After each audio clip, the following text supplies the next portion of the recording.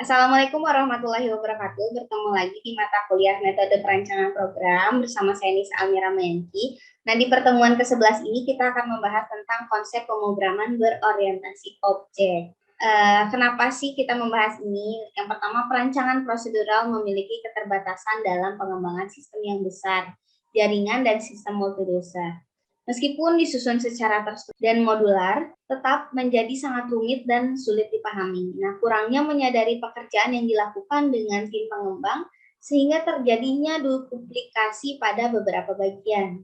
Teknologi berorientasi objek atau OOP dapat mengatasi permasalahan di atas serta memberikan fleksibilitas dan ekonomis untuk program sistem jaringan dan multi-user atau program yang memiliki banyak user. Kita bahas tentang OOP. OOP itu apa? Yaitu pemrograman berbasis objek yang berdasarkan pada konsep objek dan interaksinya.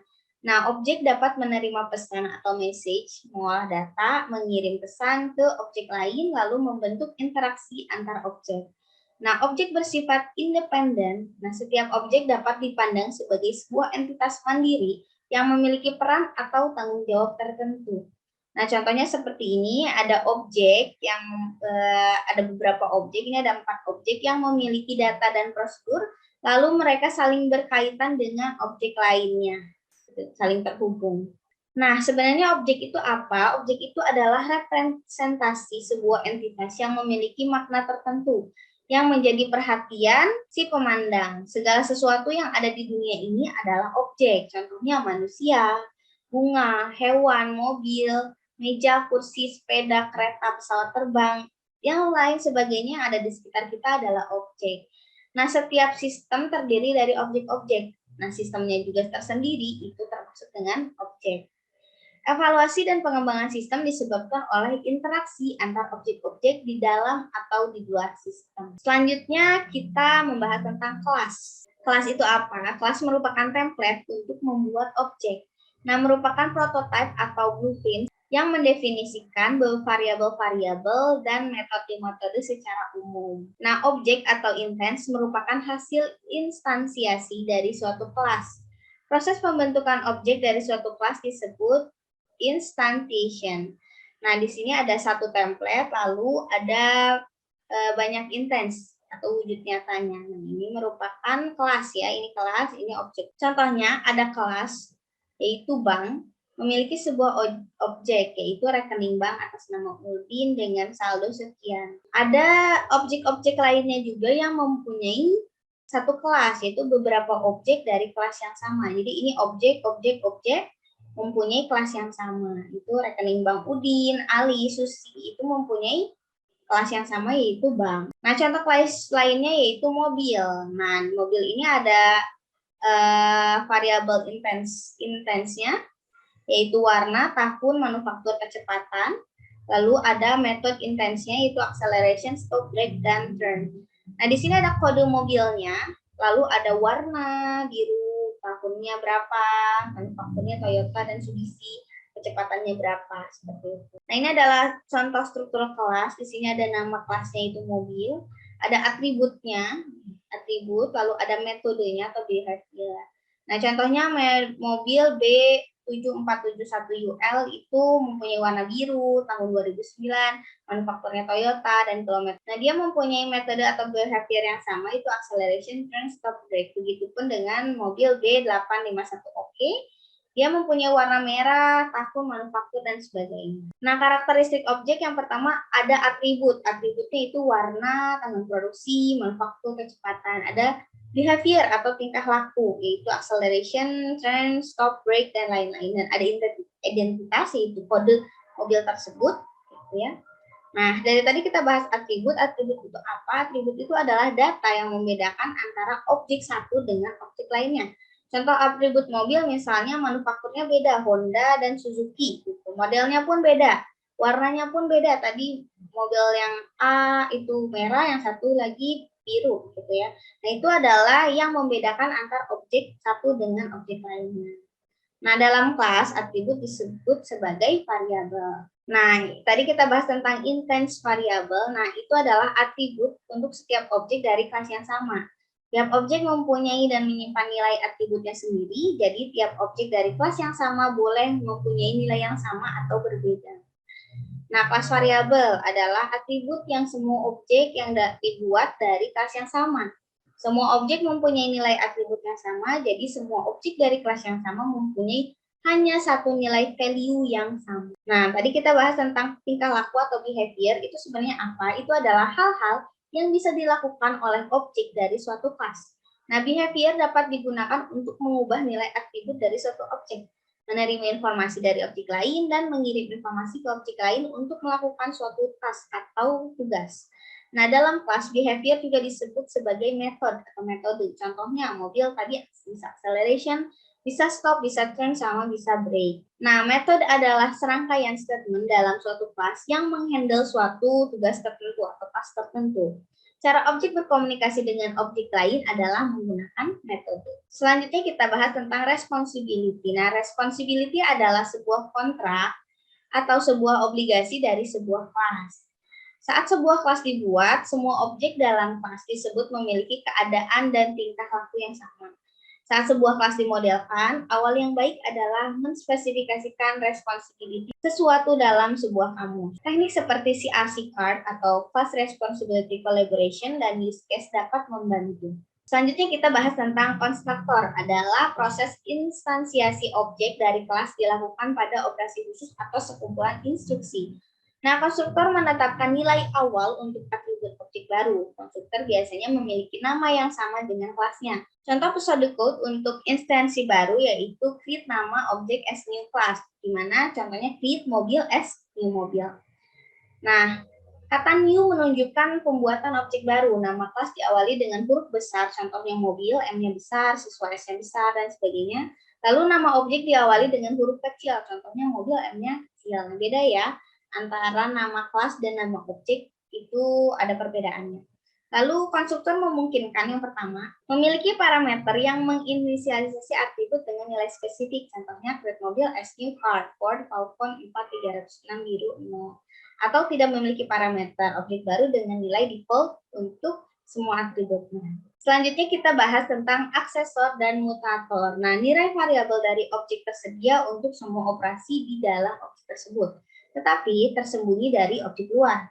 Nah, untuk keamanan, operasi publik dikenal istilah aksesor dan mutator yang membolehkan objek luar untuk mengakses nilai pada atribut. Untuk lebih jelasnya, aksesor itu apa? Adalah nama operasi yang mengakses nilai.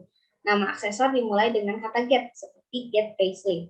Sementara mutator adalah nama operasi yang merubah nilai atribut. Nah, operasi mutator memungkinkan objek eksternal untuk mengubah nilai yang tersimpan dalam atribut. Nama mutator diawali dengan kata set, seperti set parent. Selanjutnya yaitu visibility, yaitu merupakan kemampuan suatu objek untuk melihat atau berhubungan dengan objek lain. Atribut dan metode dapat memiliki salah satu sifat visibility tersebut. Yang pertama, private, yang disimbolkan dengan minus, tidak dapat dipanggil dari luar kelas yang bersama. Selanjutnya ada protect, yaitu disimbolkan dengan hashtag, itu hanya dapat dipanggil oleh kelas yang bersangkutan dan anak-anak yang mewarisinya. Lalu ada public, yaitu tanda plus, itu dapat dipanggil oleh siapa saja. Selanjutnya itu pengiriman pesan atau messaging. Objek-objek bekerja sama dengan mengirimkan pesan dari suatu objek ke objek lainnya. Suatu objek mengirimkan pesan ke objek lain untuk melakukan sebuah operasi. Suatu objek juga dapat menerima pesan dari objek lain untuk melakukan operasi lainnya. Kunci dalam pemrograman berorientasi objek adalah bahwa setiap objek itu sendiri bertanggung jawab untuk melaksanakan tugas. Nah, ini termasuk interaksi dan komunikasi dengan benda-benda lainnya. Objek mengirim pesan ke objek lainnya, pesan mungkin menyampaikan informasi tambahan melalui parameter untuk benda-benda penerima. Contohnya apa? Contohnya tadi objeknya mobil yang diparkir di depan rumah. Hanya sepotong logam yang dengan sendirinya tidak mampu melakukan aktivitas apapun. Lalu ada objek kedua yaitu pengemudi harus menyalakan mobil menggunakan rem dan lain-lain. Nah, ini adalah contoh dari messaging antar objek yaitu mobil dan pengemudi.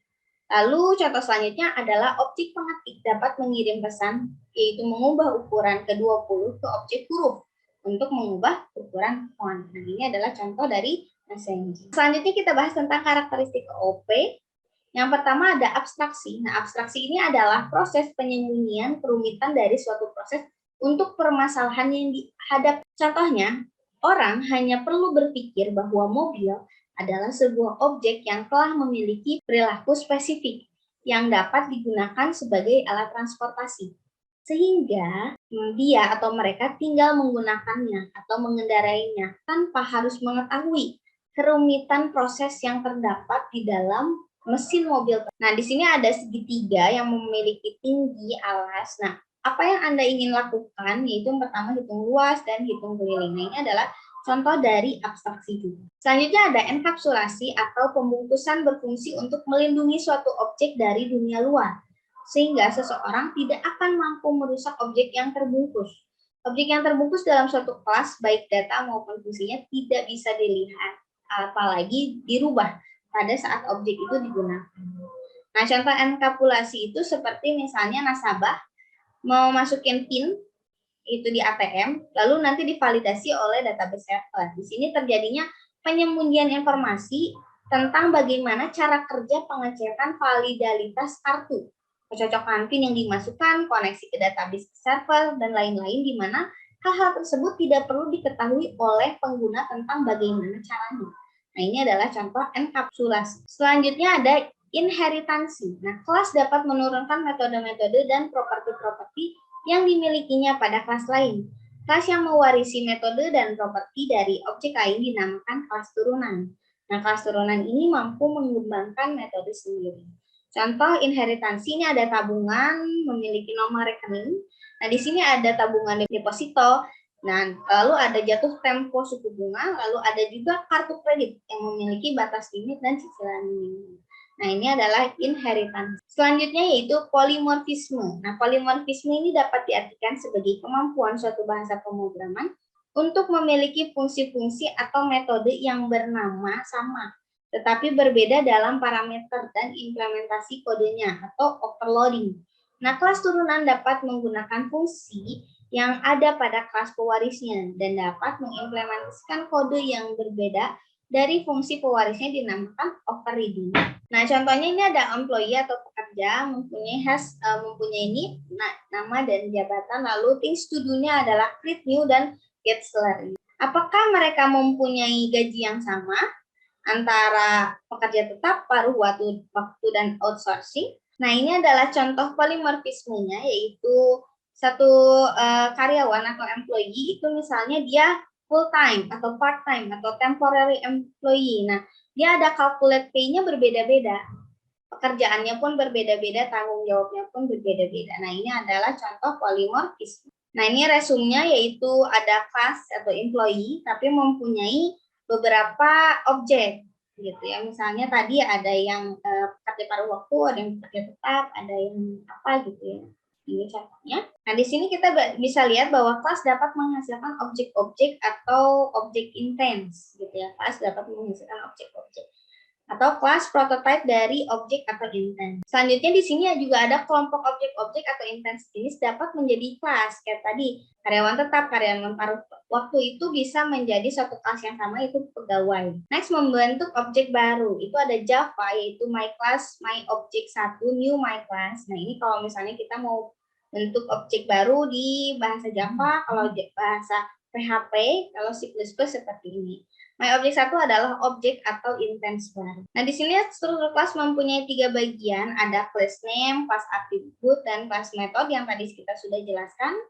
Nah, kalau class method itu dibentuk dengan operasi aksesor get dan mutator set dari atribut yang ada. Dalam Java disebut POJO, atau plain old Java object.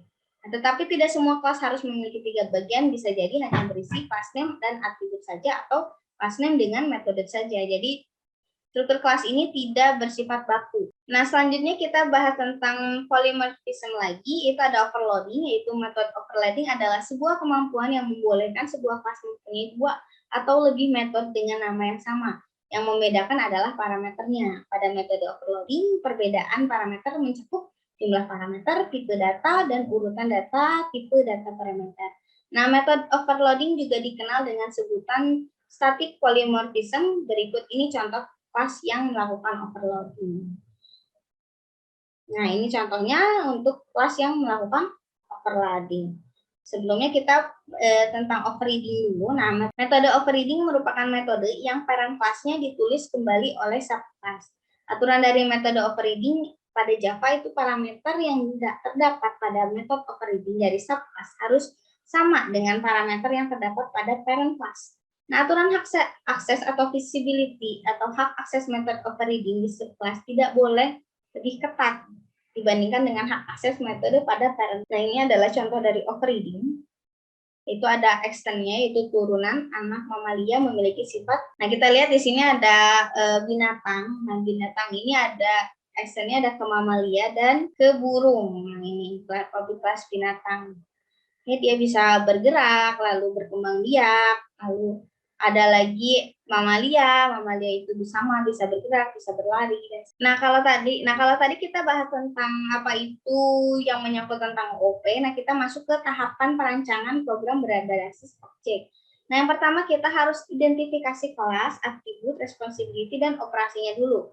Lalu menentukan hubungan antar objek dan kelas. Lalu perancangan algoritma untuk operasi menggunakan desain struktur, lalu mengembangkan tes algoritma. Nah, kelebihan dari pemrograman berorientasi objek atau OP itu menyediakan struktur modular yang jelas untuk program sehingga bagus digunakan untuk mengidentifikasi tipe data abstrak, di mana detail implementasinya tersembunyi. Lalu mempermudah juga dalam memelihara dan memodifikasi kode yang sudah ada. Objek yang baru dapat dibuat tanpa mengubah kode yang sudah ada. Lalu menyediakan framework untuk library kode di mana komponen software yang tersedia dapat dengan mudah diadaptasi untuk dimodifikasi oleh programmer. Hal ini sangat berguna untuk pengembangan GUI atau Graphic User. Resiko kesalahan relatif kecil karena lebih sedikit mengetik. Nah, sintaks juga tidak perlu dihafalkan karena semuanya sudah disediakan. Waktu debugging lebih singkat karena setiap objek tidak perlu debug setiap kali. Nah, pembahasan kita yang terakhir yaitu pemrograman terstruktur versus pemrograman berorientasi objek. Di pemrograman struktur, penekanan pada urutan yang harus dikerjakan yaitu algoritma dan pemenyelesaian masalah. Sementara jika di OOP, pendekatan lebih pada ke data, bukannya ke fungsi dan prosedur.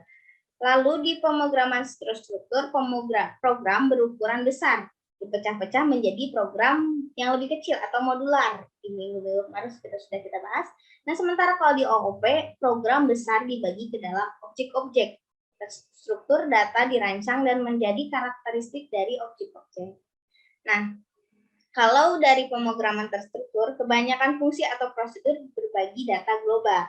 Nah, kalau di OOP, fungsi-fungsi yang mengoperasikan data terhubung dalam suatu objek yang. Nah, perbedaan lainnya itu data bergerak secara bebas dalam sistem dari satu fungsi ke fungsi lainnya, saling terkait. Sementara di OOP itu data tersembunyi dan terlindung dari fungsi atau prosedur yang ada di luar. Kalau di pemrograman terstruktur, fungsi-fungsi mentransformasi dari data satu bentuk ke bentuk lainnya.